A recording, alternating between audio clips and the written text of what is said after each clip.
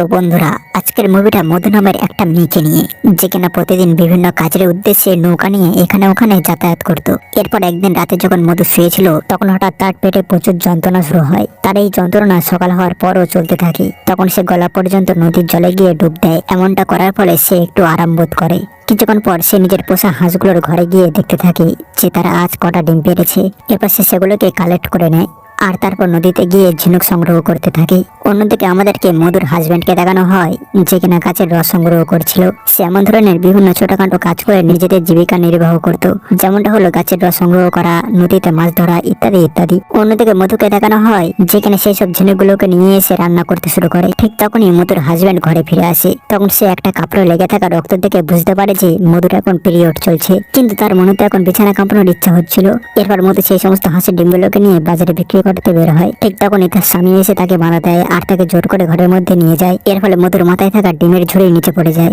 এরপর সে মধুকে ঘরের মধ্যে নিয়ে গিয়ে তার সঙ্গে জোর জবরদস্তি করতে শুরু করে। তখন মধু তাকে কাপড়ে লেগে থাকা রক্ত দেখায়। এইভাবে সে তাকে বোঝানোর চেষ্টা করে যে তার এখন পিরিয়ড চলছে, কিন্তু এখন মধুর স্বামীর খিদেটা যে কোনো ভাবেই তো মেটাতেই হবে, তাই না? সেজন্য সে একটা অন্য স্টেপ নেয়। কাছে আসে মধু সেই সমস্ত ডিমগুলোকে বিভিন্ন জায়গায় বেচতে শুরু করে। তখন সে লক্ষ্য করেছে তার স্বামীর জন্য হাঁসের বহু ডিম ভেঙে নষ্ট হয়ে গিয়েছে। এরপর সে সেই সমস্ত ডিমগুলোকে নদীতে ফেলে দেয় আর তারপর তার বাবার কাছে যায় আর তাকে কিছু খাবার দিয়ে ঘরে ফিরে আসে আর তারপর নিজেদের জন্য রান্না করতে শুরু করে। এরপর খাবার শেষে আমরা দেখতে পাই মধুর স্বামী বিছানাতে শুয়েছিল আর মধু নিচে মাটিতে। কিছুক্ষণ পর তার স্বামীর আবারও ইচ্ছা জাগে। তখন মধু বিরক্ত হয়ে ঘর থেকে বেরিয়ে আসে আর মন খারাপ করে নদীর তীরে বসে বসে তার বান্ধবীর কথা মনে করতে থাকে, যে সে বিয়ের আগে তার বান্ধবীর সঙ্গে কতটা খুশিতে ছিল। পরের দিন মধু নদীর ওপারে গিয়ে একটা দোকানে তার হাঁসের ডিমগুলো বিক্রি করে।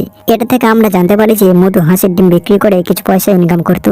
এরপর আবারও সে তার বাবার কাছে গিয়ে কিছু খাবার দিয়ে ঘরে ফিরে আসে। তখন রাস্তায় সে একটা পরিত্যক্ত ঘরকে দেখতে পায়, যেটা দেখার পর তার আবারও পুরোনো দিনের কথাগুলো মনে পড়তে থাকে। বিয়ের আগে মধু আর তার বান্ধবী এই ঘরে খেলাধুলা করতো এবং তারা দুজন তখন খুবই খুশি ছিল। এরপর একদিন মধুর বান্ধবী তাকে কিস করে, যেটার পর তাদের দুজনের মধ্যে এক ধরনের ফিলিংস জাগে আর তারপর তারা ইন্টিমেটও হয়। এরপর আবারও আমাদেরকে বর্তমান সময়কে দেখানো হয়, যেখানে মধুর তার বান্ধবীর কথা মনে পড়ায় সে তার একটা ফটো বের করে সেটাকে দেখতে থাকে। এরপর রাতে মধু খাবার খেতে থাকে। ঠিক তখনই তার স্বামী খাবার প্লেট নিচে ফেলে দেয়, যেটা দ্বারা সে তাকে বোঝানোর চেষ্টা করছিল যে আর কত খাবি, তাড়াতাড়ি ঘরের মধ্যে এসো। যেটার পর মধু তাড়াতাড়ি খাবার শেষ করে ঘরের মধ্যে যায় আর তারপর তার স্বামী তার সঙ্গে বিছানা কাঁপাতে শুরু করে। কিন্তু মধুর মনে তার স্বামীর প্রতি কোনো ভালোবাসা নেই, সে একটা ডেড বডির মতো পড়ে থাকে। পরের দিন মধু প্রত্যেকবারের মতো তার বাবার কাছে যায়, কিন্তু এবার সে তার জন্য খাবার নিয়ে যায়নি, কারণ মধু তার বাবার উপরে রেগেছিল তাকে এমন একটা লোকের সঙ্গে বিয়ে দেওয়ার জন্য। তার বাবা সেটা বুঝতে পারে এবং সে খুবই লজ্জিত হয়। এরপর মধু নদীতে দুটো নানকে দেখতে পায়, যাদেরকে দেখার পর তার সেই বান্ধবীর কথা মনে পড়ে। যেটার পর সে তখন ঘরে ফিরে যায় আর তার বান্ধবীর কাপড়গুলো বের করে কাঁদতে থাকে এবং তাদের সেই সব পুরোনো দিনের আনন্দের মুহূর্তগুলো মনে করতে থাকে। মধুর তার এই জীবন অতিবাহিত করতে করতে ক্লান্ত হয়ে পড়েছিল এবং ভাবতে থাকে যে এটাই কি তাহলে আমার জীবন? আমার জীবনে আর কখনো কি সুখ ফিরে আসবে না? পরের দিন মধু তার স্বামীকে কিছু না বলে বাসে করে তার বান্ধবীর কাছে যায়। সেখানে গিয়ে দেখে তার সেই বান্ধবী এখন একজন নান হয়ে গিয়েছে। তার বান্ধবীকে দেখার পর মধু তাকে জড়িয়ে ধরে, কিন্তু তার বান্ধবী তাকে দূরে সরিয়ে দেয়। এরপর তারা সবার সঙ্গে বসে খাবার খায়। অন্যদিকে মধুর স্বামী তার জন্য অপেক্ষা করতে থাকে। রাত হয়ে যায়, কিন্তু তখনও মধু বাড়ি ফিরে না। বাড়িতে খাবার না থাকায় তার স্বামী রেগে গিয়ে বাসনপত্র ভাঙচুর করতে থাকে। অন্যদিকে মধু আর তার বান্ধবী আলাদা আলাদা রুমে গিয়ে শোয়, কিন্তু কেউই ঘুমাতে পারে না। তার বান্ধবী ভাবতে থাকে যে এত বছর পর মধু এখানে কেন এসেছে। পরের দিন সকালে মধু তার বান্ধবীর ঘরে যায়, কিন্তু তারা কোনো কথা বলে না। এরপর মধু তার বান্ধবীর পোশাকগুলোকে স্পর্শ করে তাকে অনুভব করার চেষ্টা করে। ঠিক তখনই সেখানে তার বান্ধবী এসে উপস্থিত হয়। মধু তাকে দেখা মাত্রই জড়িয়ে ধরে, কিন্তু তার বান্ধবী আবার তাকে দূরে ঠেলে দেয় আর তার হাতে একটা ক্রস দিয়ে তাকে বোঝানোর চেষ্টা করে যে তারা আর কোনোদিনও এক হতে পারবে না।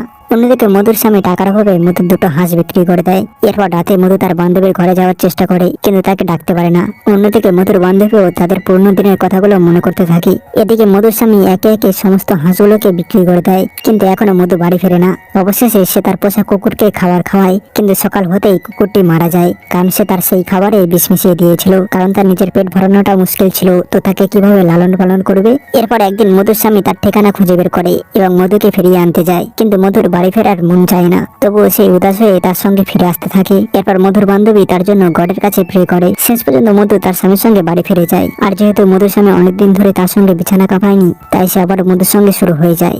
যদিও মধু তাকে পছন্দ করতো না, কিন্তু তার কিছু করারও থাকে না।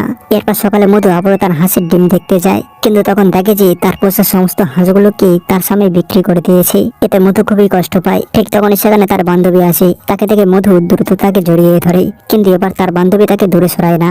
এরপর তারা দুজনে নৌকায় চেপে নদীর মাঝখানে গিয়ে ইন্টিমেট হয়, আর এটার সাথে এই মুভির সমাপ্ত হয়ে যায়। তো বন্ধুরা, কেমন লাগলো আজকের মুভির গল্প অবশ্যই কমেন্ট করে জানাবেন। দেখা হবে পরের ভিডিওতে। Till then, bye by.